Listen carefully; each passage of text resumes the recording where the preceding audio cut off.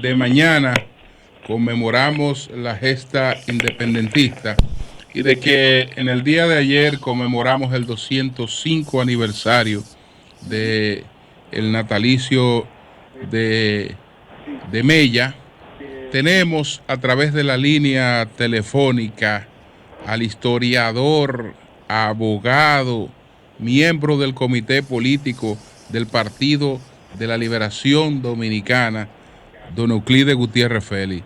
Buenos días, Euclides, ¿cómo estás? Buenos días, Julio, ¿qué tal? ¿Cómo estás? Muy bien, y qué bueno que tenemos la oportunidad de esta conversación. Pero a ti se te olvida decir algo, además de historiador y político, yo soy periodista profesional. Así es. Y maestro. Y maestro de periodismo. Maestro de periodismo, Julio. Sigue jodiendo, Julio. Sí. Así es. Euclides, quisiera en primer lugar que hablemos de cuál fue el rol de Mella en el proceso de la independencia, y si entiendes, porque tú sabes que después de esa infamia que se publicó con relación al llamado mito de los padres de la patria, ¿no? De Rodríguez Grullón, de Juan Isidro Jiménez Grullón. Jiménez Grullón, pues, Juan Isidro. Se cuestiona el hecho de que tengamos tres padres de la patria, que hay gente que quiere decir que Mella ni Sánchez merecen esa proceridad. Mira, Julito. Adelante, Euclides. Vamos a ver ahí. Si se cortó, establecemos de nuevo la comunicación con el doctor. Sí. ¿Nos escucha, Euclides? Se cayó la llamada, Julio, hay que llamarlo. Vamos a llamar de inmediato al doctor Euclides Gutiérrez Félix. Pues el ensayo al que me refiero del doctor Juan Isidro Jiménez Grullón, publicado ya hace años, que se titula El mito de los padres de la patria, está justamente dedicado a tratar de desmontar de la condición de padres de la patria tanto a Mella como a Francisco de Rosario Sánchez. Yo estoy de acuerdo con que solo tengamos un padre de la patria. Vamos a ver sin quitarle mérito a los demás. Sin quitarle mérito a los demás, pero nada más tenemos un solo padre de la patria. De hecho, ya lo tenemos. Euclides, ya tenemos a Euclides. Adelante, Euclides. Buenos días, Euclides, buenos días. Entonces, ¿nos escucha bien, Euclides, ahí? Sí, ahora, digo, le estoy escuchando bien, pero es que estas vías telefónicas de nuestro país no están en buena condición. Bueno, Euclides, ¿qué piensa de esto, de que tanto Mella como Sánchez, por incluso su vida posterior, ¿no? En la política nacional, no deberían estar junto a Duarte como padres de la patria? Sí. Adelante, Euclides. Sí.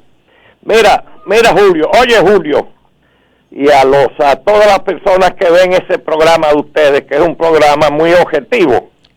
Gracias.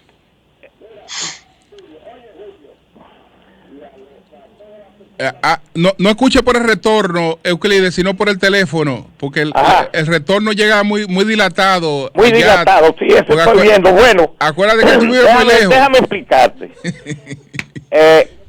Lo primero es que... Exacto. Sí, vamos a bajar el televisor y olvídate de la televisión, que es que llega tarde allá la comunicación. Sí. En realidad histórica, no son padres de la patria. Nadie es padre de una patria.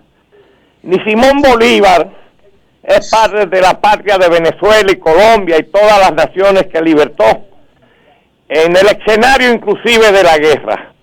Juan Bosch, que fue jefe político tuyo y de otros que están ahí contigo, decía que si América había dado 3 líderes políticos que eran geniales, eran Toussaint Louverture, que terminó apresado, Simón Bolívar y Fidel Castro. La patria es una categoría histórica. Ellos son los tres fundadores de la República y el ideólogo de esa acción fue Juan Pablo Duarte. Fue Juan Pablo Duarte, que fue el que después que regresó de Europa se dio cuenta realmente que Haití y la República Dominicana eran dos pueblos diametralmente distintos. Esta era una nación ya.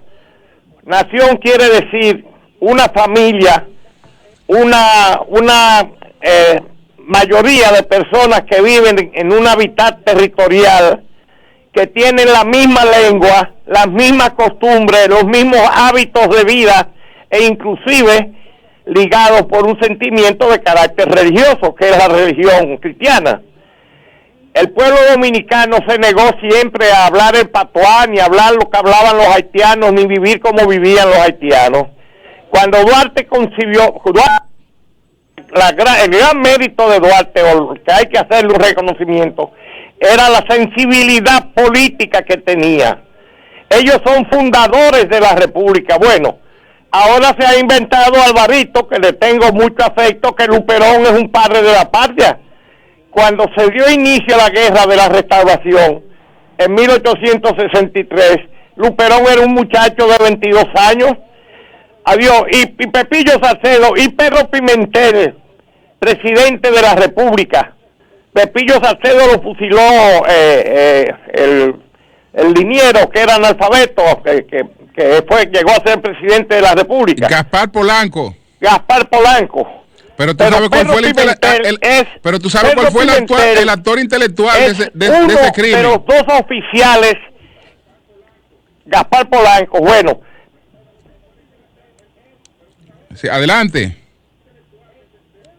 Euclides. Sí, pero Pedro Pimentel es uno de los dos oficiales que los españoles admiran y lo consignan en los libros de los militares españoles y de otras personas. Luperón es un prócer de la independencia, después se convirtió en un personaje de carácter nacional de la Restauración, es un prócer de la Restauración, y después en la Guerra de los 6 años se convirtió en un personaje de categoría de prosperidad doble. Pero Mella y Sánchez fueron próceres de la proclamación de la República y de la Guerra de la Restauración. El documento del 19 de enero, quien lo escribe es Francisco de Rosario Sánchez y se lo da a Mella para que se lo lleve a Tomás Bobadilla, que no le hizo ninguna corrección, donde Sánchez retrata ahí lo que es un Estado independiente. Entonces Mella es el estratega militar de la República Dominicana, es Mella. Mella recoge en la Guerra de la Restauración un método de la guerra irregular, de la guerra de guerrillas, y lo convierte en un código que lo lleva Máximo Gómez a Cuba. Por eso ese respeto que tenía Fidel Castro por el pueblo dominicano, que a mí me dijo que el pueblo dominicano era que había enseñado a los cubanos a pelear, que eran los dominicanos. Entonces aquí se hablan muchos disparates y muchas cosas que no tienen sentido en términos históricos. Mella es una figura de primera categoría y Sánchez, pero aunque el ideólogo de ese trío es Duarte, son fundadores de la República, y eso es lo que hay que levantar y recordar y tener presente, y se le enseña. Este es un país con una definición. Este es el pueblo de América que más ha peleado, es el pueblo dominicano. Más ha peleado aquí en su territorio, nunca han mandado tropas a pelear a otra parte. Bueno, este es un país que el creador de la escuela militar dominicana fue Enriquillo, que no era un aborigen, era un aborigen transculturizado, hablaba hablaba español y sabía leer y escribir. Y él fue el que creó ese método de guerra irregular, que después vinieron las cimarronadas, los negros cimarrones, después hemos peleado contra los españoles, los franceses, los ingleses en 1655. La derrota militar más grande que ha sufrido Inglaterra en su historia fue aquí, cuando las expediciones de Penny Venable. Hemos peleado contra los franceses, que los derrotamos en Palo Hincado, y se mataron más de 700 soldados franceses que venían veteranos de la guerra de Europa. Hemos peleado contra los haitianos, los expulsamos de nuestro país, y volvimos a pelear contra los españoles en la restauración, y volvimos a pelear con los yanquis en 1965, señores. Los que obligaron a sentarse en la mesa de negociaciones a los Estados Unidos, en ese gobierno que presidió Francisco Alberto Camaño Deñó, del gobierno de la República en Armas, fue el pueblo dominicano. El plan no era venir aquí, que nosotros los recibiéramos aplaudiendo, lo que íbamos a salir huyendo, porque ellos no conocían, como me han dicho después, oficiales del ejército de los Estados Unidos, que han leído mis libros. Ese libro mío que se llama Próceres, Héroes y Próceres Dominicanos y Americanos, que está en su 5ª edición, ahora va a la 6ª, está traducido al inglés, al francés, al alemán y al portugués, por la más grande editora de libros educativos del mundo, una editora alemana que me pagó por eso, y editó eso, y se usa fuera de aquí. Ese libro fue traducido por la KG Verlag Muschen de Alemania, la más grande editora de libros educativos del mundo. Entonces, la historia del pueblo dominicano hay que verla con mucha propiedad. Aquí no se enseña historia. Aquí no se enseña historia, aquí lo que es una serie de gente por la naturaleza, que tú sabes lo que es, y ahí está contigo los compañeros de partido. Euclides. Ustedes han leído la composición social dominicana de Juan Bosch. Ese es el pueblo dominicano, un pueblo valiente, inteligente, y tú sabes por qué. Inteligente porque aquí no hubo esclavitud, aquí no se conoce la palabra amo, ni ama, ni nana, ni haya, todo eso disparate. Aquí los calificativos de autoridad son el don, que quiere decir el dueño, la doña, que es la mujer del dueño, el patrón, que es el dueño del negocio. Así es que se hacen el mayordomo, todas esas cosas. ¿Por qué? Porque aquí no hubo esclavitud, los españoles se fueron de aquí, y como no había mujeres blancas, los blancos españoles, quedaron 5,000 familias, se acostaban con las negras, y de ahí salió ese color tuyo y mío, el mulato. Esa es la historia del pueblo dominicano. Es cierto, en síntesis. Euclides, ¿es cierto que los nativos nuestros desaparecieron todos o se mezclaron con los negros y europeos que llegaron? ¿Quiénes? ¿Los qué? Los indios. No, los aborígenes ya estaban exterminados. El último grupo que quedó fue el de Enriquillo, que ya te dije que no era un aborigen. Enriquillo era un aborigen transculturizado. Hablaba español entonces, y leía, ahí. Y lo describe Barrio Nuevo, que lo mandó Carlos V a hablar con él. Lo describe como un hombre de baja estatura, de complexión física robusta, con el rostro picado de viruela. Pero andaba con 3 aborígenes con lanzas que andaban detrás de 3 guardaespaldas, Mira qué concepción, que sabía con quién estaba bregando. Mi madre. Pero, señor Euclides, disculpa, José. Y Alemba, ¿qué rol usted le atribuye? ¿Cómo? Alemba. No, Lemba es un personaje, Lemba es el más brillante. Yo tengo unos trabajos publicados por ahí que se llaman Las Cimarronadas en Santo Domingo, que ha sido traducido al francés y al inglés, publicado en otras revistas. Euclides. Dime. Las cimarronadas, doctor, se pudieran considerar el primer movimiento guerrillero de América, del Nuevo Mundo, la cimarronada de Lemba. O lo de no, de Lemba, no, de Riquillo. El levantamiento de Riquillo es el primer levantamiento. El Riquillo, yo tengo un libro. Oye, tú me estás oyendo, ustedes me están oyendo. Sí, muy bien, Euclides, muy bien. Yo tengo un libro que se llama y la Escuela Militar Dominicana, que es la experiencia que recoge Mella en su documento, que está publicado también en ese libro mío de Héroes y Próceres Dominicanos y Americanos. Fidel Castro me oyó un día hablando de eso en Cuba, y me dijo, el libro ese que vas a preparar de la Escuela Militar Dominicana, ven a ponerlo en circulación aquí, que yo lo voy a presentar. Desgraciadamente, esta cuestión, todos estos problemas de los compromisos políticos me han retrasado. Yo lo tengo listo ya prácticamente y mi libro ese de Trujillo, que Trujillo Monarca sin Corona, es un libro elogiado por el New York Times. Búsquelo en Amazon. Ese libro se vende usado en los Estados Unidos, que ya está agotado. Lo tenemos. Una pregunta a Nivelka, espérate. A Nivelka. Doctor, usted habló en una parte ahora de la intervención que nuestros indígenas ya estaban exterminados. Si puedo abundar en ese sentido, entiéndase que la población estaba muy menguada ya cuando llegaron los españoles. El exterminio fue la consecuencia, como se ha dicho en otro momento, de trabajo forzado. Eso fue lo que los exterminó, mi amor. Mira, ese censo que ordenó el gobierno español, la monarquía española, que lo aceptó, que lo propuso Diego Colón.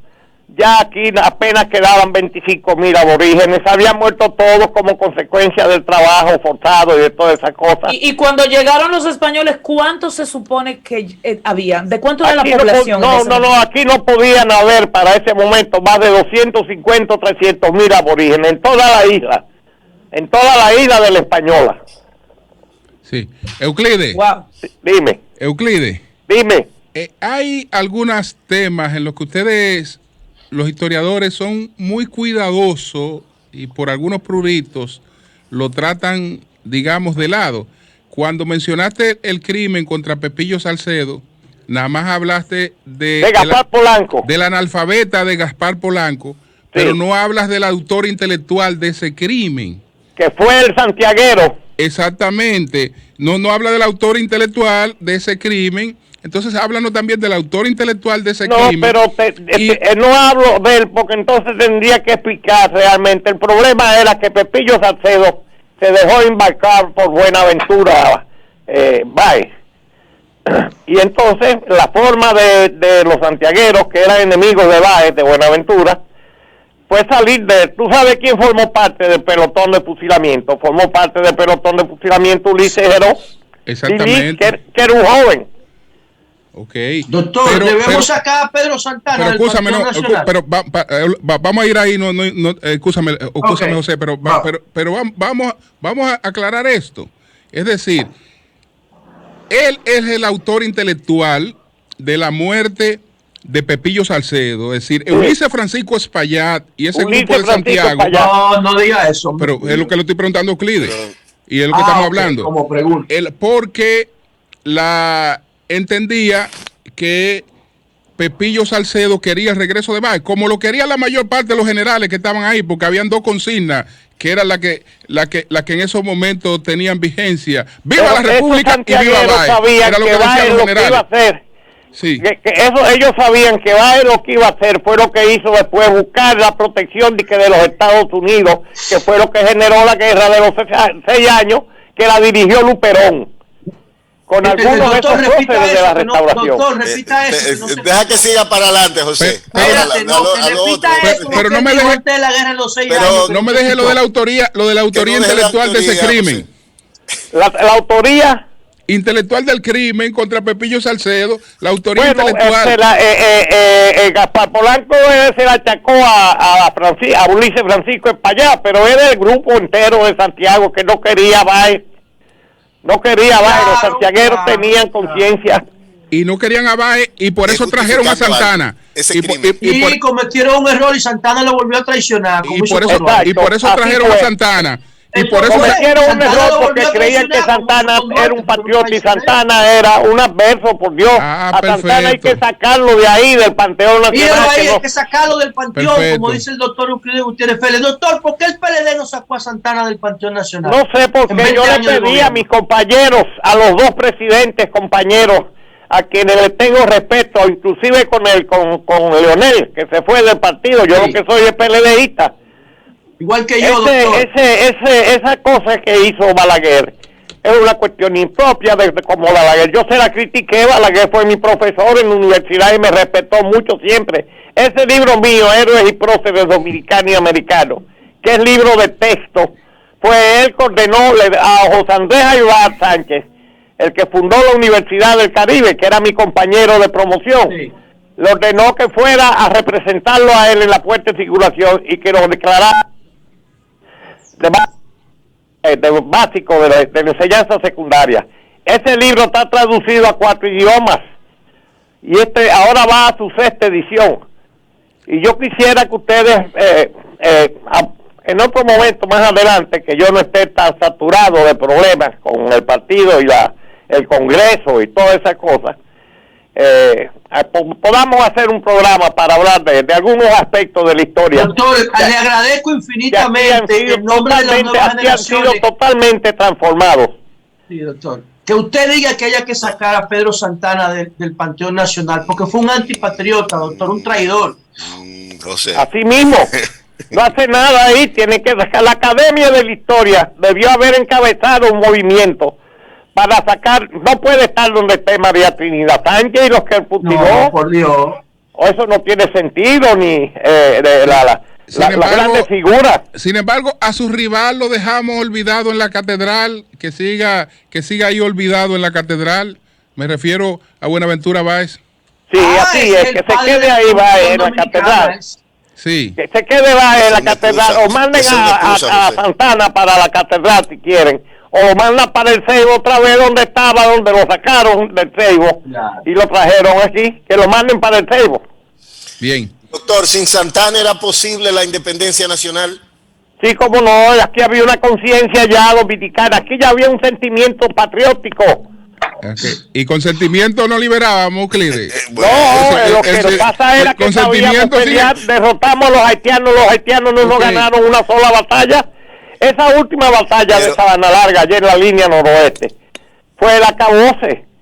Pero había una dirección militar correcta, doctor. Claro.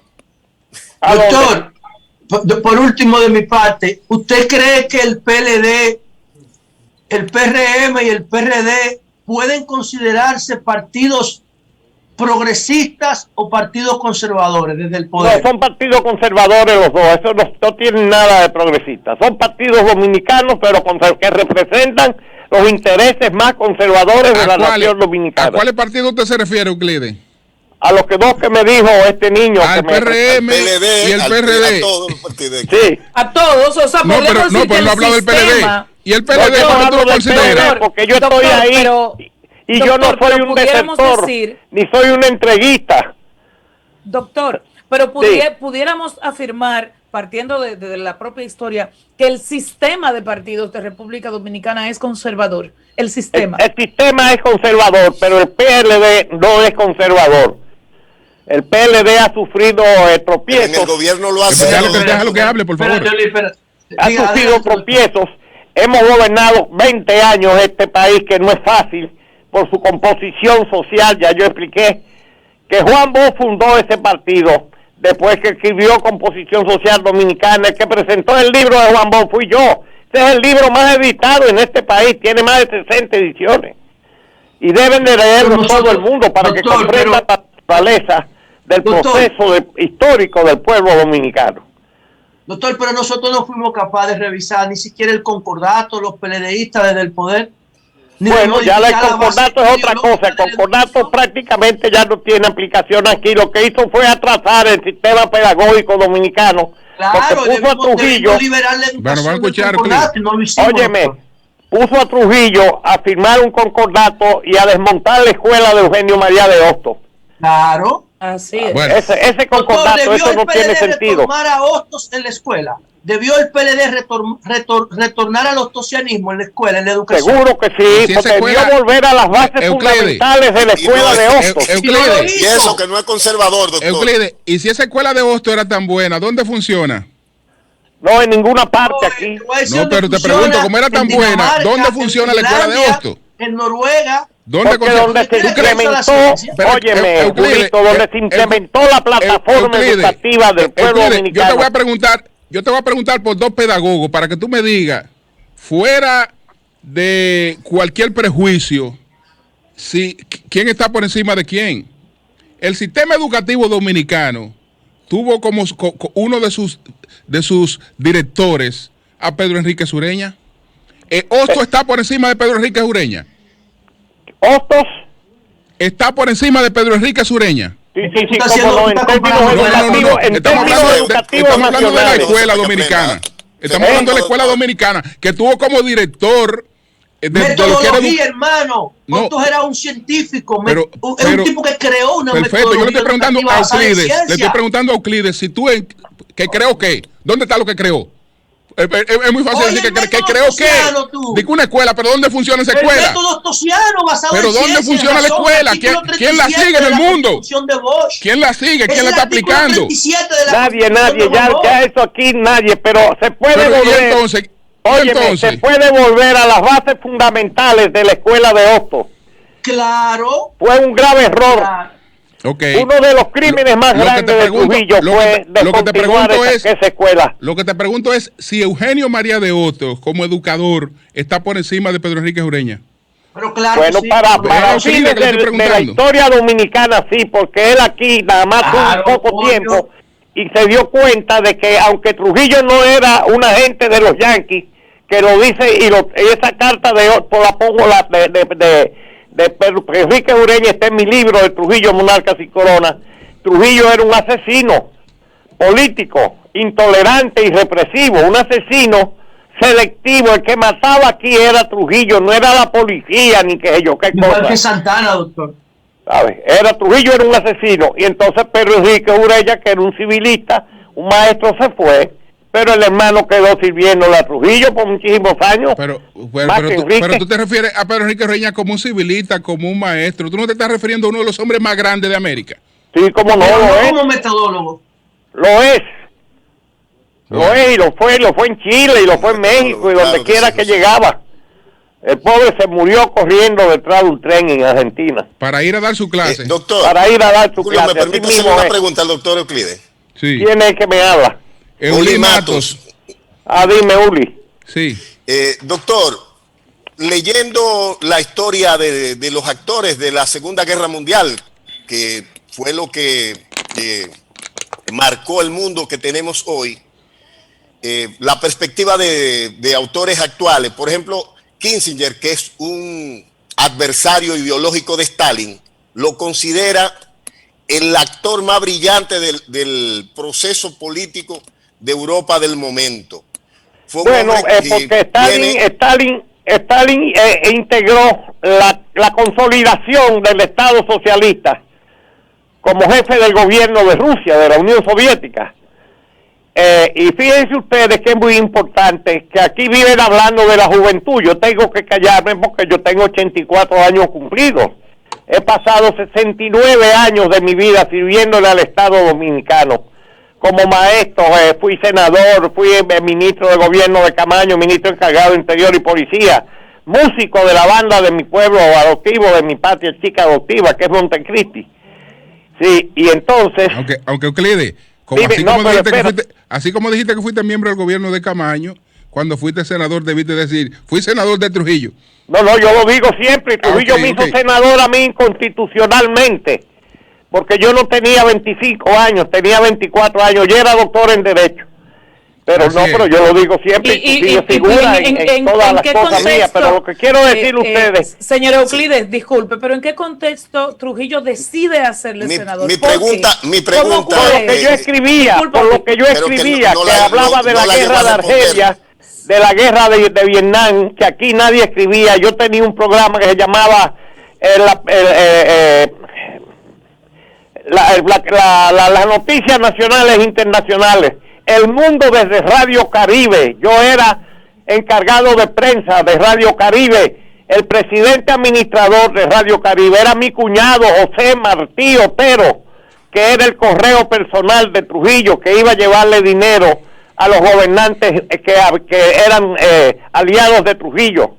Era el esposo de mi hermana Mercedes, que murió ya, mi hermana mayor, muy conocido, dueño de la famosa emisora Radio Handicap y de la imprenta Handicap, donde se imprimía después el periódico Patria en la guerra de abril. Quedó finalmente hay una pregunta de Oli que no te ha respondido. ¿Cuál es, Oli? Para concluir esta parte y retomar lo de Oli. Y en algún momento, doctor, usted valoró rechazar esa senaduría? ¿Tenía usted diferencias con el régimen realmente? Totalmente, y mi hermano mayor y mi papá Trujillo lo sacó del ejército en el 44, cuando era capitán jefe instructor del ejército. Entonces yo tenía, no obstante el parentesco, porque mi familia materna de origen sancristobero era familia de Trujillo, yo no tenía relaciones con él ni con los hijos, con Nene el hermano era que yo tenía, yo no quise con los otros muchachos de la familia Trujillo, ni fui de la guardia universitaria ni nada de esas cosas, de la universidad, porque yo no tenía, sabía que Trujillo había hecho un gran trabajo de organización y disciplina en el país, que después lo amplío en el libro mío, yo te invito a que lo leas.